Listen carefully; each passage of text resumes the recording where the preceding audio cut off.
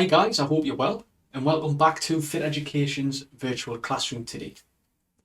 In today's Micro Teach topic, we are going to look at the structure of skeletal muscle. So we'll start by looking at the global muscle belly of skeletal muscle, through the fasciculi, into the muscle fibre, and then we'll get right down into the myofilaments of actin and myosin. As ever, if you appreciate our videos, we would love a like, comment and share and support us in what we do. So let's have a look at the structure of skeletal muscle now. Skeletal muscles work in pairs and contract to create movement.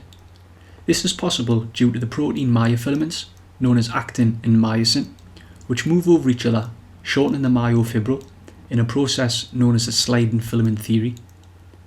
Many myofibrils contracting and shortening together in multiple muscle fibres produce a shortening of the fasciculi, which results in the contraction of the whole muscle belly, enabling movement to occur.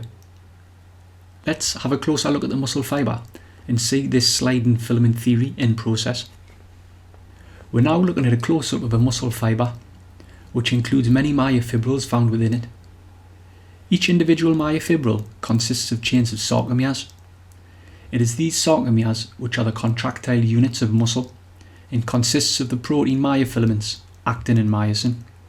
Actin are the thin outer filaments that are drawn together during concentric contraction.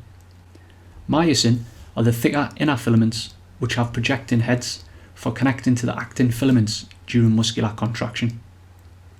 This contraction is known as the sliding filament theory and is triggered by the somatic nervous system, empowered by the high energy molecule adenosine triphosphate, which is present at the myofilament site.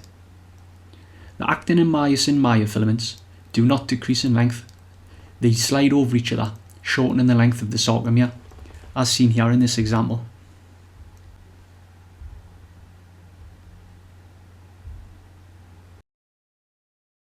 We hope that you enjoyed today's content. If you have any questions on what was covered, please leave us a comment below. Or if you'd like to support us in what we do, if you could give us a like, a comment or share, we'd appreciate your support.